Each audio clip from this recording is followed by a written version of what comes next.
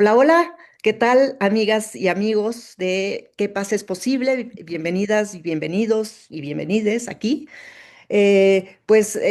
Con la novedad de que ahora contamos con Raquel Pastor y me da muchísimo gusto estar con ella, que haya aceptado esta invitación, porque esta vez vamos a tener un panorama muy amplio de lo que significa pues, las vulnerabilidades en las niñeces, aquí en México sobre todo, ¿no?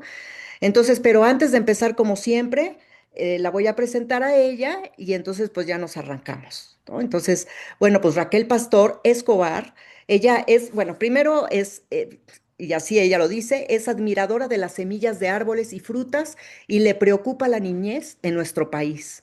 Su fuente de inspiración es la teología de la liberación.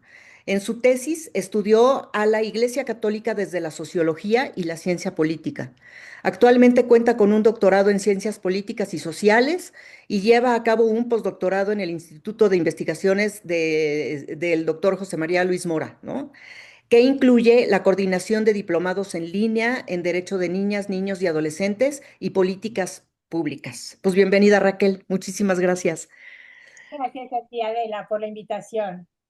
Y bueno, pues justamente a mí me gustaría que nos platicaras, bueno, primero como una introducción de, pues, cómo tu trayectoria, tu búsqueda de lo que son las políticas públicas, los derechos humanos, la construcción de paz, te llevó a interesarte particularmente por la niñez en México, ¿no? Y pues, ¿qué vulnerabilidades observas? Y también, pues, las formas posibles de transformación en términos generales.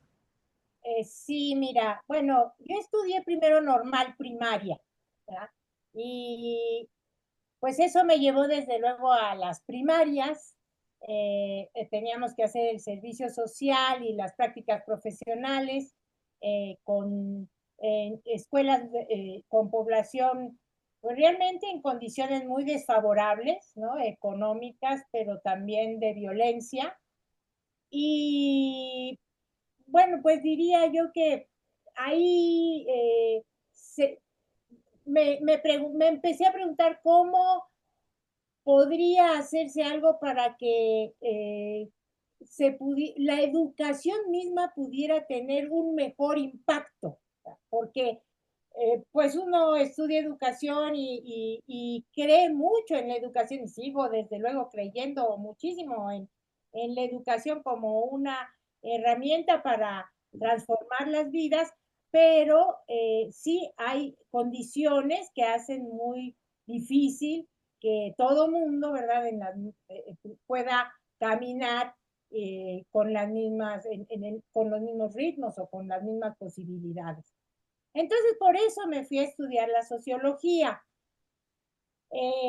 Y bueno, después estudié ciencia política y tomé el tema de la teología de la Iglesia Católica, pues porque yo veía que desde la Iglesia Católica se podía tener un gran impacto en las realidades sociales, ¿verdad? Esa era como la gran esperanza y una gran luz eh, para, para trabajar en lo social. Desde la teología de la liberación, pero bueno, ahí con sus jalones, ¿verdad? Me toca todo el periodo del Papa Juan Pablo II, que no era muy amigo de esta perspectiva de la fe. Y en realidad, cuando nombran al nuevo Papa, Benedicto XVI, yo ya dije, no, ya no quiero salir por aquí no veo muchas perspectivas y entonces empiezo a trabajar lo de niñez. Para entonces yo ya tenía dos hijas, muy Ujú. chiquitas, ¿verdad? Y sí es cierto esa frase de Serrat de que cada niño es el tuyo, ¿verdad? Empiezas a ver a los niños muy diferente eh, y, y bueno, precisamente por encuentros con colegas en congresos y lo que sea, un amigo me comenta sobre una investigación que estaba haciendo en Chiapas sobre explotación sexual Ok. comercial de niñas, niños y adolescentes. Y eso me pegó muy duro. Entonces ya empecé a trabajar el tema de niñez, ese específicamente, y con un gran apoyo de la Universidad Iberoamericana, porque precisamente lo que quise fue aprender de qué se trataba eso, exactamente ver qué papel tenía que jugar el Estado, pues realmente tuve una formación muy linda de parte de la Red por los Derechos de la Infancia en cuanto a derechos de niñas, niños y adolescentes. Ujú. Y, eh, y bueno, de ahí, pues siempre uno se está haciendo preguntas, ¿verdad? O sea, hay un problema de violencia contra la niñez muy fuerte. Claro. Entonces, es un problema de una dimensión que no podemos enfrentar ni como organizaciones sociales, ni solos, ni nada. Necesitamos un Estado que lo pare, ¿verdad? Y bueno, eso es realmente lo que me mete más lleno a la preocupación por las políticas públicas. Y cuando aparece la Ley General de Derechos de Niñas, Niños y Adolescentes y el sistema de protección, pues yo encuentro muchas, muchas posibilidades y por eso en esta Asociación Civil de Derechos de la Infancia y la Adolescencia, que trabajábamos con una casa de atención de día de víctimas de abuso sexual, Ok. pues decidimos cerrarla y apostar por realmente hacer,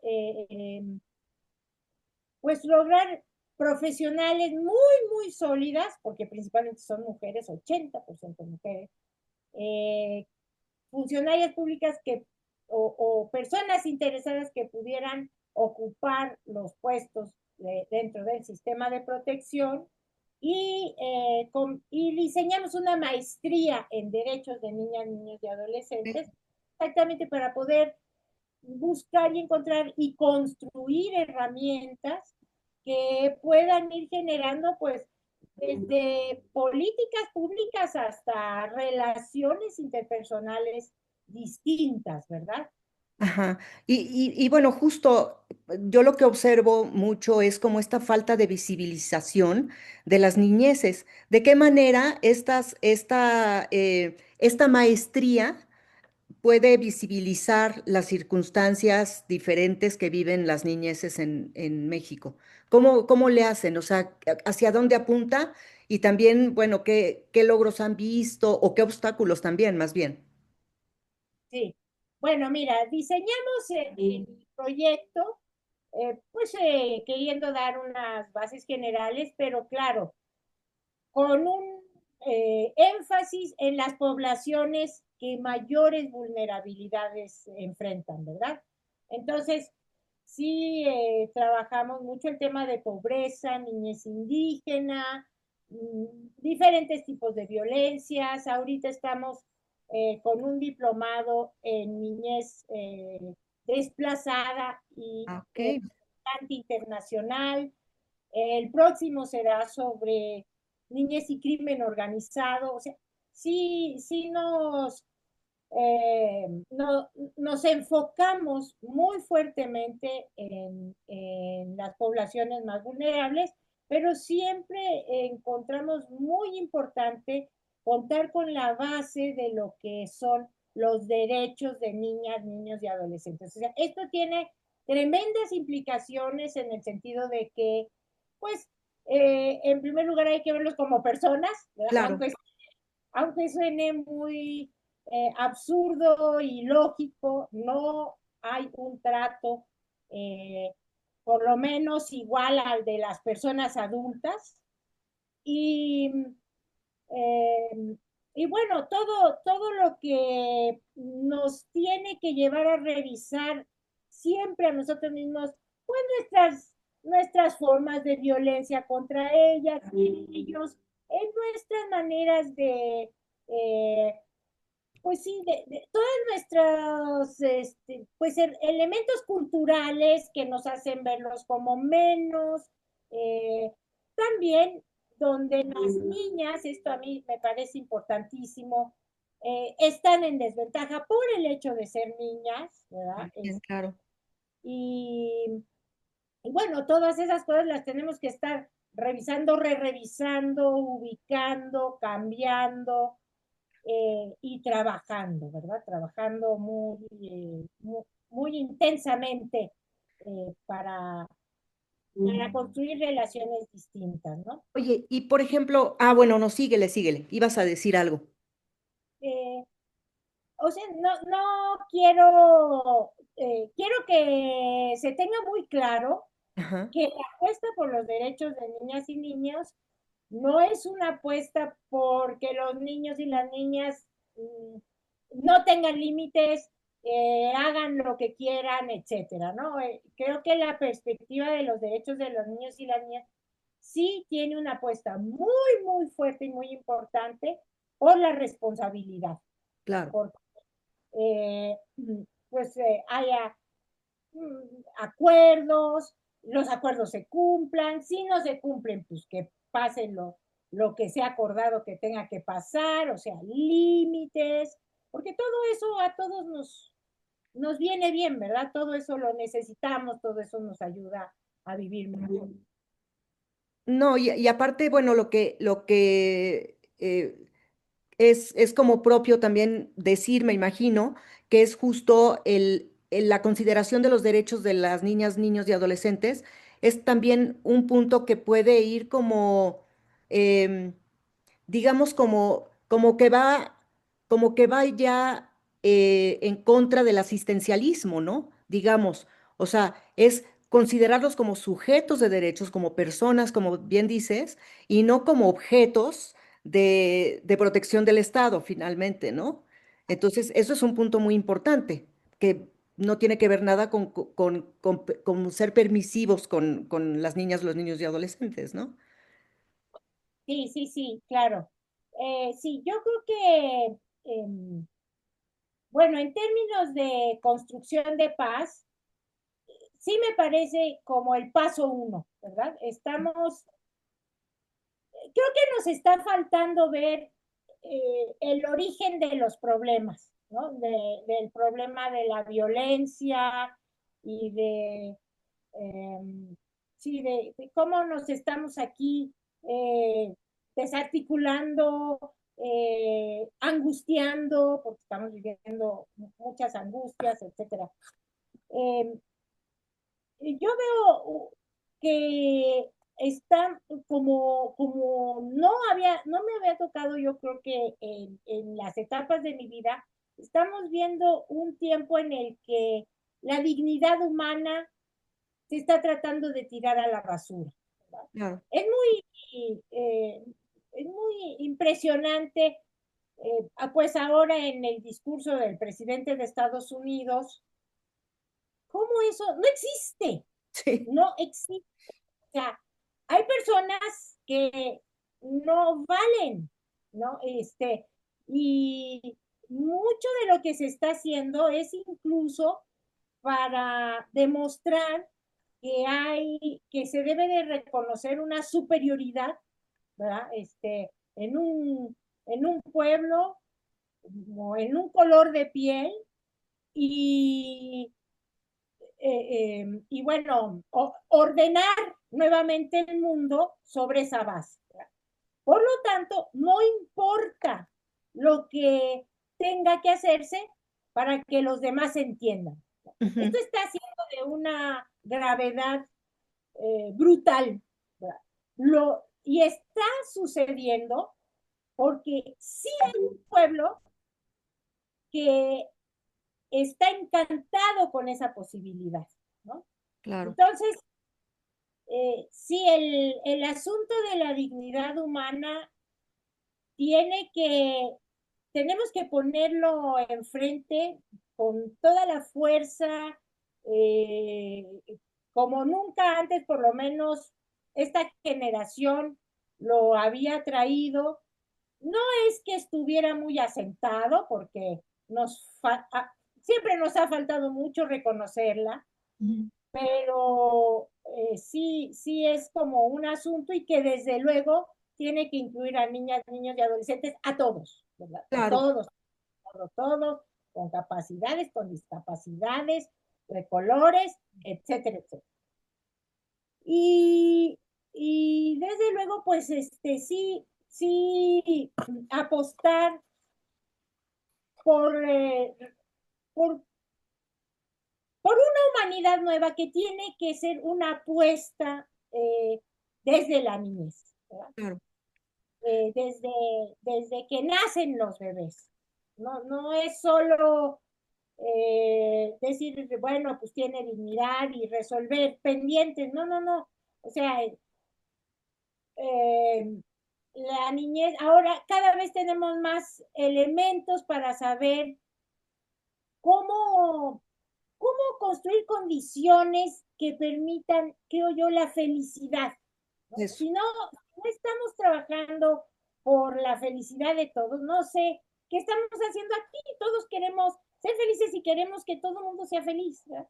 Entonces, cada vez sabemos más que los bebitos necesitan afecto, necesitan sentirnos, necesitan que les hablemos, necesitan tiempo, necesitan vínculos, después necesitan jugar, necesitan cuentos, necesitan Claro, canciones, necesitan tiempo, totalmente. necesitan cuidados, y ya más grandes, ¿verdad? Necesitan también lo mismo. Estoy yo muy preocupada. Realmente estamos viendo generaciones de niñas y niños que además de muchos obstáculos para ejercer derechos fundamentales, pues tenemos sí las nuevas tecnologías como sacudiéndonos y planteándonos una serie de preguntas porque no vamos bien, Adela, no vamos bien. Sí, No, no. no estamos, no estamos, yo creo que en ningún estrato social construyendo condiciones para que las niñas y los niños estén bien. Eh, las nuevas tecnologías no están quitándonos tiempo. Yo creo que hay un problema de tiempo, ¿verdad? Nos quitan tiempo a los papás, nos quitan muchísimo tiempo a las mamás, y les quitan mucho, mucho tiempo a los niños y a las niñas. ¿Verdad? ¿Tiempos de qué? Pues tiempos de hacer cosas que son muy necesarias, como jugar, en primerísimo lugar, desde luego dormir, Claro, en lugar, importantísimo para el desarrollo, tiempo para estar juntos y platicar, aunque sea discutir, pero es sorprendente, sorprendente cómo puedes estar ante jóvenes y niños y todos están viendo el celular y no estamos platicando. claro. Se ha perdido todo eso. Se ha perdido todo eso y eso es fundamental, es un motivo de felicidad, ¿verdad? Es un... Sí, claro, somos seres sociales. Yo me acuerdo que en uno de los conversatorios que hicimos hace 3 años, más o menos, sí, ¿no? En IMDOSOC, ¿te acuerdas? Me quedó muy, muy, muy grabado que tú decías, es que a ver, si somos seres sociales, ¿cómo es posible que nos brinquemos, ¿no? Este asunto de la felicidad. ¿Por qué no estamos pensando, si somos seres sociales, en o sea, ¿por qué nuestros niños tienen caras tristes?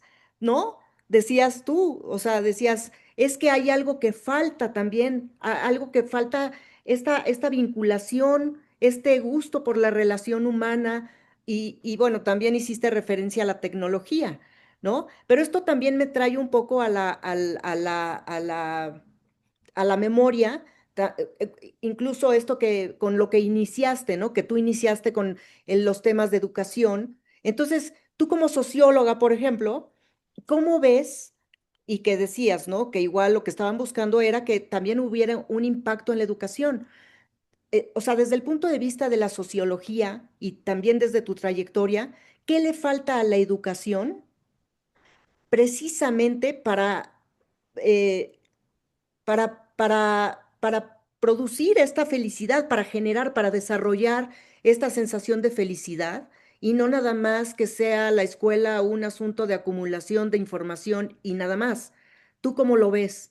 ¿Tú crees que faltan mecanismos y regresar realmente a la esencia humana y a la dignidad y todo esto en términos de escuela, desde parvulitos, digamos, desde kinder? Mira, no soy realmente ya no me dediqué ni a la sociología de la educación ni a métodos educativos. Yo creo que hay maravillas, ¿no? De propuestas. Este, sí creo que, a ver, en México, yo específicamente y tratando de comparar con otros lugares, eh, desde luego me parece trágico nuestro nivel educativo, ¿no? No hay manera de no reconocer que no se lee, que lo poco que se lee no se entiende, y que no tenemos herramientas mínimas para resolver problemáticas matemáticas básicas. O sea, sí tenemos un nivel educativo terrible que nos limita, ¿verdad? Nos limita para todo. Sí, Por otro lado, bueno, desde luego yo sí adjudico mucho el problema de nuestro nivel educativo al problema de los sindicatos. O sea, los sindicatos tienen el poder, el control y son un elemento político terrible, terrible, terrible, ¿verdad? Donde los niños no importan. Eso sí te lo digo. sí. Eso sí te lo digo con toda claridad. Los niños no importan en absoluto. Los tienen secuestrados en ese sentido, ¿verdad? Porque tienen secuestrada la educación, que es donde están los niños. Y dentro de esa tragedia podemos ir sumando problemas, como por ejemplo los horarios. ¿Ya? Los horarios de las escuelas públicas en nuestro país son muy cortos. No da tiempo de que los niños y las niñas puedan tener un desarrollo integral. El desarrollo integral implicaría que pudieran tener condiciones para las artes, Por ejemplo, claro. para la creatividad, para el teatro, para la música, para la pintura, para la literatura, etcétera. Y eso es muy coartante, muy... pues imagínate cuántos talento se desperdicia de niñas y niños que Claro. pues nunca ni siquiera van a saber que cuentan con eso, ¿no? Sí, porque se Eh, considera incluso un desperdicio, ¿no? O sea, ¿no? Cuando el juego, la creatividad, el arte, pues es algo que nos transforma, nos conecta con justo con nuestra naturaleza, con nuestra esencia, con la felicidad, que es básica, ¿no? con las posibilidades de decir y de ver, ¿no? De ver más allá de lo físico, Claro, el alma, con lo humano. lo humano, claro. Entonces, ahí yo veo un problema tremendo y también pues con lo que sería el desarrollo físico, ¿verdad? Que van todos juntos, o sea, por eso es integral. El desarrollo físico va con el desarrollo eh, intelectual y con el desarrollo espiritual, ¿verdad?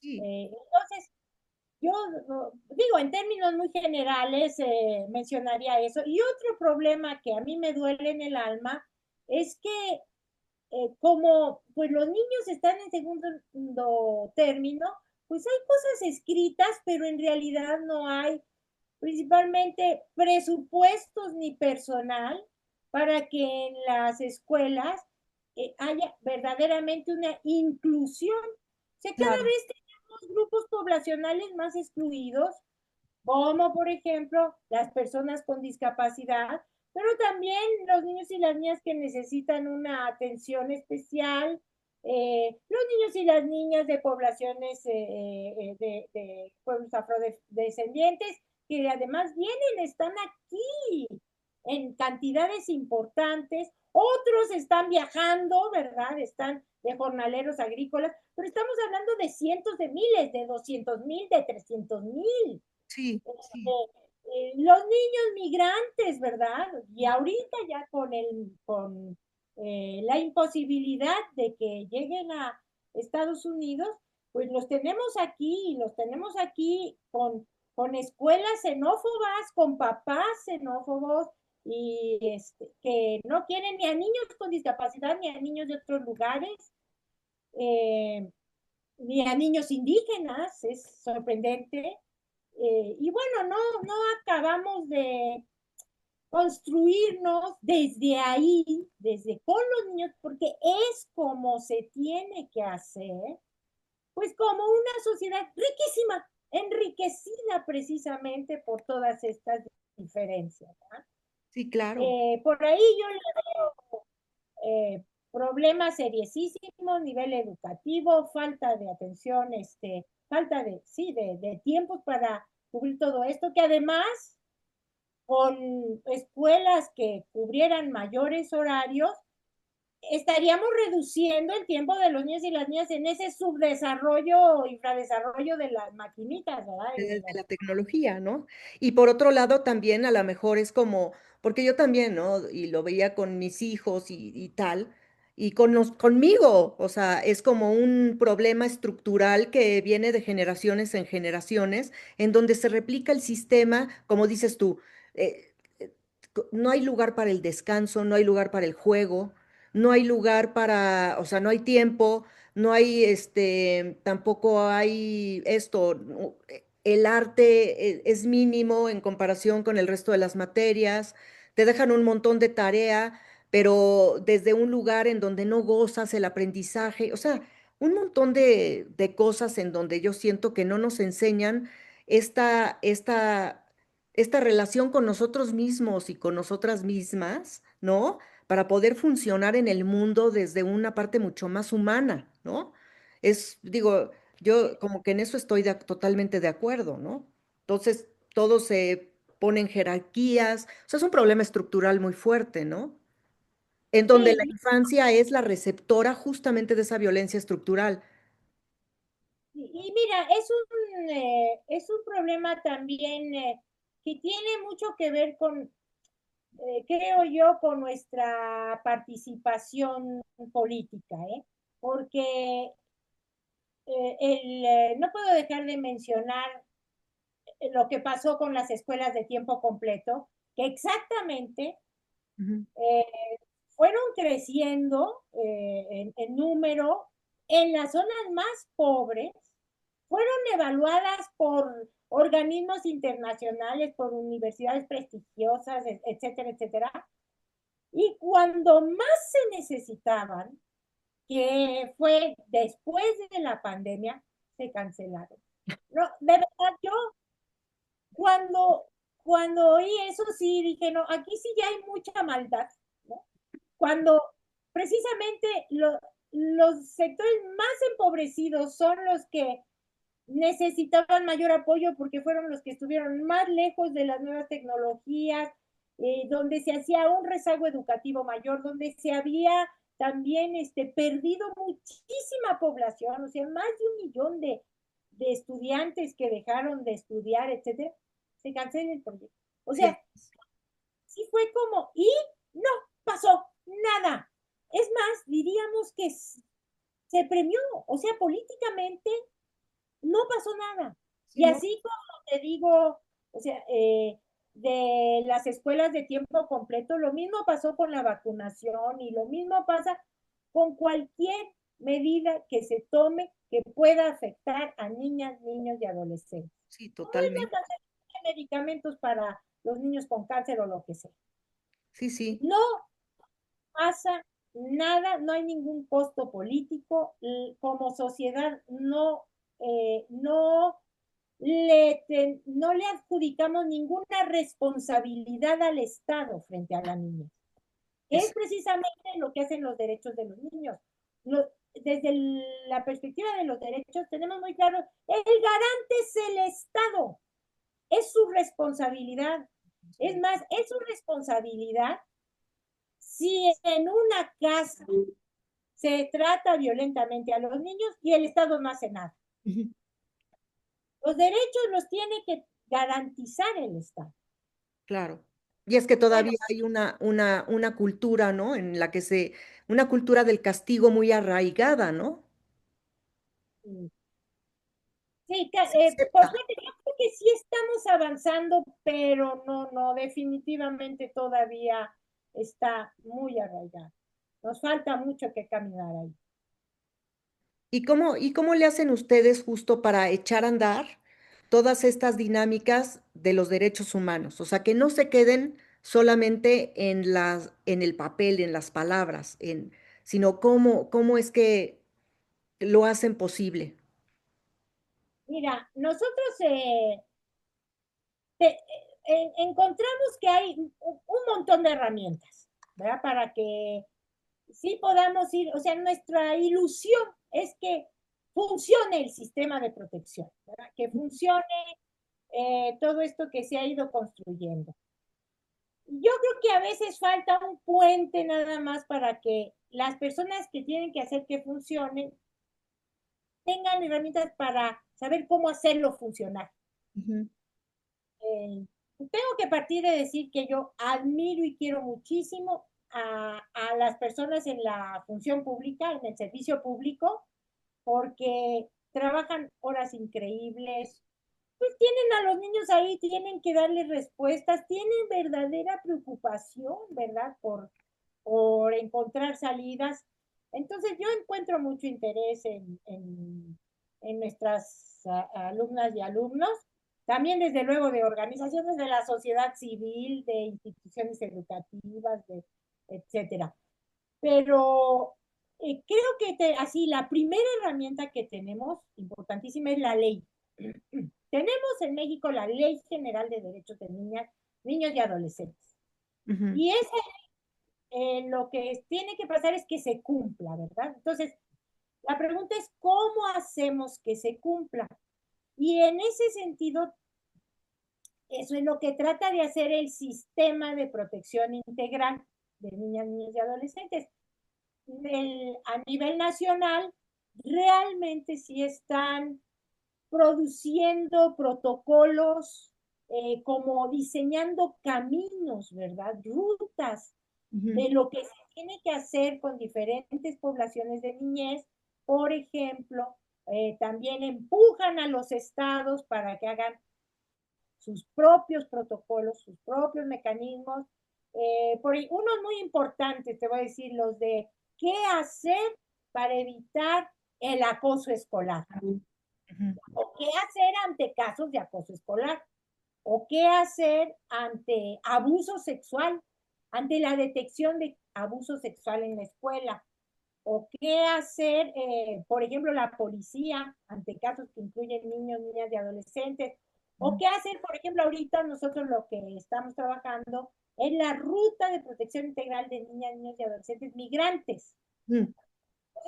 Nosotros somos pescadores de todo eso que se ha ido diseñando, y lo que vamos haciendo con quienes tienen que llevarlo a cabo es, vamos pidiendo que vayan también adecuando todas estas rutas que nos están proponiendo a sus propios lugares, ¿verdad?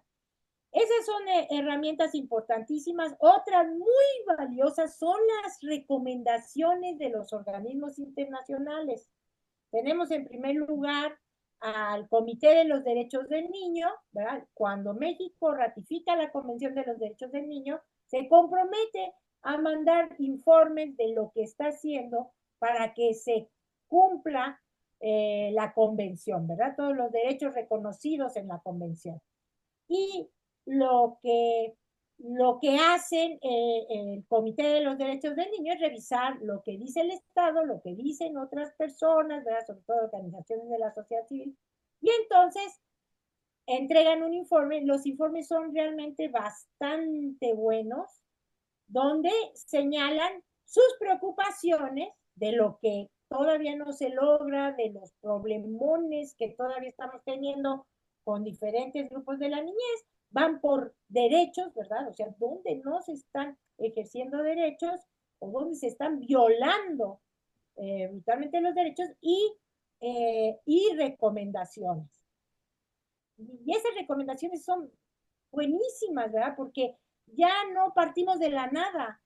Claro. Siempre ante cualquier problema de niñez vamos a poder echar un ojo, buscar qué es lo que se nos está sugiriendo, ¿verdad? Y ahí siempre vamos a encontrar que pues, se necesitan leyes que den posibilidades al Estado de ir tomando medidas, políticas públicas, desde luego, pero también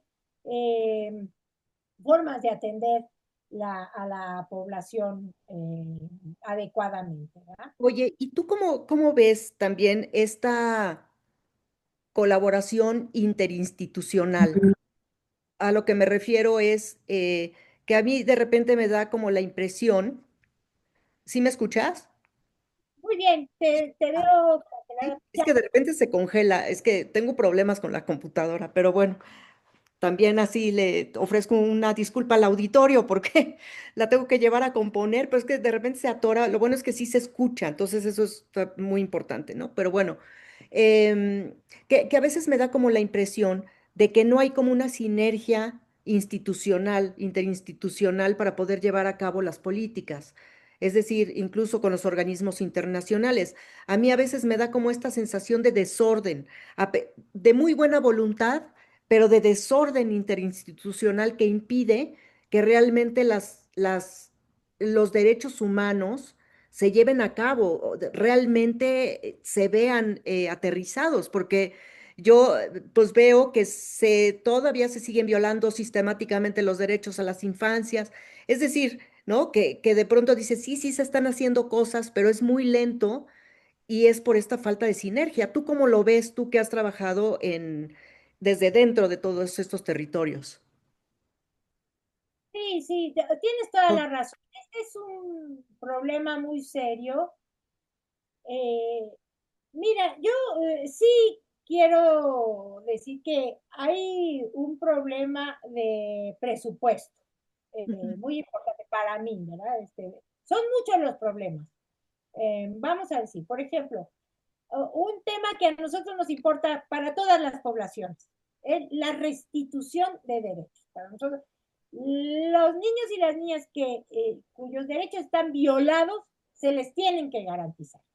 Y para eso están las procuradurías de protección que están dentro del DIF en general, ¿verdad? Entonces, eh, eh, no, es muy difícil que se dé la restitución integral de derechos, ¿verdad?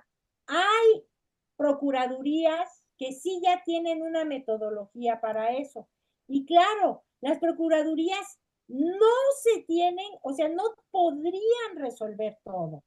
Las procuradurías lo que tienen que hacer es decirle a salud que le resuelva tal cosa, a educación que resuelva esta otra, a las fiscalías que atiendan problemas muy complicados, ¿verdad? En fin, tiene que coordinar, como tú muy bien lo has dicho. Y, eh, y tiene primero que hacer un diagnóstico de qué derechos están siendo violentados, porque es muy difícil que un solo derecho se viole. Cuando Claro, se viola, tiene una cadena, ¿verdad?, de claro, violación. todos tienen que ver con todos. Entonces, tiene que hacerse un diagnóstico y después tiene que hacerse un plan de restitución, que desde luego vamos a tener poblaciones a las que tenemos que echarle mucho esfuerzo, mucho trabajo, mucha atención, mucha evaluación, mucho seguimiento, ¿verdad? Y esto no, o sea, hay regiones donde tú entras a una procuraduría y está llena de niños y niñas con sus mamás muchas veces, o la inmensa mayoría de las veces, y pues se hace lo que se puede. ¿verdad? No hay un proceso, ya sea por falta de conocimientos o por falta de capacitación o por falta de recursos, pero sí, definitivamente UNICEF hizo un estudio muy interesante de las responsabilidades de las procuradurías contra los recursos de las procuradurías y lo que tenemos es que no hay manera, ¿verdad? No hay manera. Tendría que contarse con muchos, muchos más recursos. Ahí está un tema muy importante para la paz. O sea, si no garantizamos los derechos de estas poblaciones cuyos derechos están tan violentados, no tienen puertas estas niñas y estos niños para salir de donde están. Las puertas las van a abrir otros y las están abriendo otros. Por ejemplo, el crimen organizado. Claro. Tenemos, si tú, acaba de salir un estudio interesantísimo de una investigadora, también del Instituto Mora, donde ella cuenta, es una metodología, creo que de Estados Unidos, toman las estadísticas de los niños y las niñas con un determinado número de vulnerabilidades y caen en cuenta que tenemos más de 4 millones de niños y adolescentes que fácilmente pueden incorporarse al crimen organizado. Imagínate. El crimen organizado está así dándoles la bienvenida, No, pues claro. porque son tremendamente útiles. Todo lo que vimos con una tristeza brutal de lo que pasó en Jalisco con ese Ah, sí, terreno, sí, sí, sí, sí. todo lo que empezó a salir de cómo funciona y cómo es el reclutamiento forzado, Es que es por esto, es porque no estamos viendo que, que a los niños y a las niñas hay que abrirles puertas, hay que darles opciones, hay que echar la carne al asador, ¿no? claro. Todo, tendríamos que estarnos apostando absolutamente todo para que tengan puertas, ¿no? Es Sí, lo que hizo este alcalde de Medellín, famosísimo, ahorita se me va el nombre, pero lo que dijo fue, los que están en la delincuencia ya están, o sea, yo voy a abrirles puertas a los que no han entrado y voy a hacer que se emocionen, ¿verdad? Y entonces hace una apuesta por crear espacios hermosos, bibliotecas, etcétera, etcétera, y reduce de manera muy impresionante, muy destacada a nivel mundial, el problema del crimen en Medellín. no, y es que aparte es una cadena también, ¿no? Digo, yo estoy trabajando en justo con el tema de la niñez en condición de calle, y es terrible porque justamente pues no, está absolutamente cooptada por el crimen organizado. Y todas ¿no? O sea, cómo se van involucrando en el crimen, pues porque son obligadas, por un lado, a eso. Y entonces, claro que las redes del crimen se van extendiendo de una manera impresionante, ¿no? Y eso a mí me parece, pues eso, que yo digo, bueno, ¿cómo es posible que un país pueda hablar de un desarrollo si tiene una gran cantidad de niñas, niños y adolescentes en la calle, ¿no? Totalmente indefensas y a expensas del crimen organizado, ¿no? O sea, para mí eso me parece que es como el espejo de la violencia estructural absolutamente, ¿no? Y que el Estado no ve, ¿no? O a lo mejor tampoco tiene las herramientas para combatirlo, pero entonces también se hace el ciego, no sé. Es algo muy, ¿no? Como por un lado muy desesperanzador, aunque también la esperanza es que también estamos ya poniendo también los ojos en esto y que la visión de los derechos humanos está también cambiando esta visión del asistencialismo por la dignidad, ¿no? Por considerar que pues todo el mundo y las niñeces, todos tenemos una dignidad que respetar, ¿no? Sí, definitivamente, sí. Mira, ahí también sí, necesitamos trabajar mucho, mucho la participación ciudadana. O Claro, sea, yo estoy de que ese es el sindicato de maestros o los dos sindicatos no, no podrían funcionar si hubiera una sociedad que, que cobrara más caro que ellos lo que hacen con la educación. Claro, Y o sea, lo que es la salud de niñas, niños y adolescentes. O sea, claro que estamos muy contentas con la reducción de la pobreza, pero lo que es el acceso a la salud de niñas, niños y adolescentes, y ojalá pronto salga de veras el informe que antes hacía el Coneval, esperamos que el INEGI también lo saque con los datos específicos de niñas, niños y adolescentes, pero bueno, los últimos son trágicos, ¿no? Porque sí es un aumento de niños que quedan fuera de los sistemas de salud muy, muy, muy, muy alto. Y no, y el que no pase nada, eh, pues hace más fácil que sea una población ignorada. O sea, claro. es terrible que no voten. Sí quiero decir que dos cosas.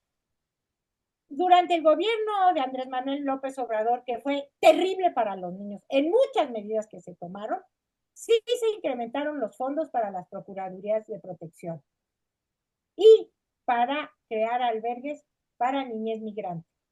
Ujú. Pero lo que fue vacunación, salud en general, educación, fue dar para atrás mucho de lo que se había avanzado para dejar de tener secuestrada la educación, escuelas de tiempo completo. No, fue terrible, terrible, porque los niños no votan y la población no le adjudicamos ninguna responsabilidad al Estado. Ujú. Yo creo que este gobierno es diferente, ¿eh? Que todavía yo mantengo una esperanza de que van a haber medidas positivas, no las que quisiéramos en los temas que hemos ido planteando, pero espero que por lo menos o sea, no están tan desaparecidos los niños y las niñas. Pero pues bueno, aquí lo que vemos es que pues va a depender de quien esté en el poder y no de una sociedad que reconoce la dignidad de los niños y las niñas y que no solo por ser papás o mamás, sino porque es la tercera parte de la población de nuestro país. Claro, Tendríamos que estar queriendo que los niños estuvieran mejor, ¿no? claro, claro. No, y Que como cada dices, tarea, ¿de qué, perdón? que cada quien haga su tarea. Sí, sí, sí. Sí, o sea, tienes toda la razón, ¿no? Y claro, digo, como para el Estado también también este nuevo gobierno y como todos, ¿no? Yo creo que es muy, muy difícil también como pensar en los cambios estructurales tan rápido. O sea, es todo un proceso impresionante. Entonces, pues ahora sí que para terminar, a mí me gustaría que justo en esta visión, tú qué le recomendarías o le pedirías a la sociedad en general para poder hacer que la paz sea posible para la población de la niñez en nuestro país? Bueno, pues mira, sí, sí es muy importante que nuestras relaciones con los niños y niñas sean reconociendo no solo su dignidad, sino también toda su capacidad. ¿verdad? O sea, los niños y las niñas desde muy chiquitos son personas pensantes, ¿verdad? Tienen ideas, tienen propuestas, saben cosas, y es muy importante, muy, muy importante escucharlos y tomarlos en cuenta. Claro, Y estamos obligados a tomarlos en cuenta desde donde estemos, si vamos a tomar una decisión que les va a afectar. Entonces, eso yo creo que es lo primero que tenemos que hacer. Tenemos que también trabajar mucho por sí transformar la cultura patriarcal ujú, que, que incide tanto en las niñas. ¿verdad? Ese es un tema que yo sí le reclamo mucho al movimiento feminista. No, o sea, siento que las niñas y los niños por los temas de sus propias agendas quedaron muy ignorados y las Las niñas, rezagadas, ¿no? Sí, vaya, sí. pues, desde cuándo se construye esto, es desde el vientre, ya estamos este, tomando decisiones que con una serie de prejuicios o estereotipos, por lo menos, ¿no? Ujú, Que son en su desventaja. Y yo creo que en ese sentido también tenemos que estar muy atentas a los contenidos de las nuevas tecnologías, ¿eh? Porque realmente es una paradoja, pero en la medida en que crece la demanda de las mujeres por igualdad, o sea, lo que estamos teniendo es en los medios, en las nuevas tecnologías, una, un avasallamiento de violencia contra las mujeres, pues que sí la normaliza, ¿eh? Sin un gran tema es la pornografía y los adolescentes, y es fuera de lo que nosotros habíamos vivido y de época, es una cosa muy seria.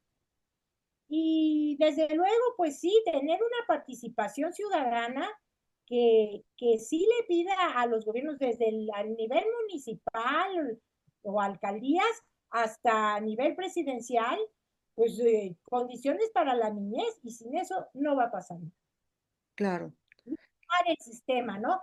Muchas veces el sistema no funciona porque no sabemos que existe, claro, es también. que descubrimos, ¿no? No es, o sea, se va a las procuradurías, perdón, a las fiscalías a denunciar delitos contra los niños, y yo creo que sería mucho mejor ir a las procuradurías, porque en las fiscalías la preocupación va a ser detener al delincuente o investigar la delincuencia, no el niño y la niña. Y en las procuradurías lo más importante va a ser los niños, se tiene que actuar para protegerlos en primerísimo lugar y acompañar todo lo que ya tendría que ser los procesos jurídicos. Oye, ese es todo un tema súper, súper interesante. Igual lo podemos abrir en otro momento, porque de veras no sabemos a qué instancias dirigirnos, en qué momento, ¿no? Y yo creo que es parte justamente de todo este problema estructural, ¿no? En donde pues no tenemos idea, ¿no?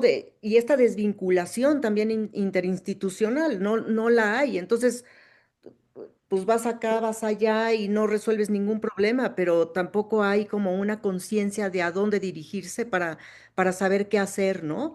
Entonces, pues yo creo que eso da para otro tema, ¿no? Pero, oye, pues muchísimas gracias, Raquel. Muchas gracias por todo lo que nos has compartido. Yo creo que eso da mucha luz pues a todas las personas que nos están viendo, y también les pido a las personas que puedan compartir este video lo más que se pueda, porque la niñez es una base importantísima que debemos de considerar, ¿no? Porque no son las futuras generaciones, son las generaciones de ahorita. Ahorita está la siembra, ¿no? Entonces, yo creo que es muy, muy importante, porque a través de las niñas, los niños y los adolescentes también nosotros tenemos que aprender muchísimo de la relación humana, ¿no? Entonces, pues yo te agradezco infinitamente esta oportunidad de escucharte, y pues a nuestro auditorio también le agradecemos su presencia, y pues qué más es posible. Muchísimas gracias. Muchas gracias, al auditorio y a ti.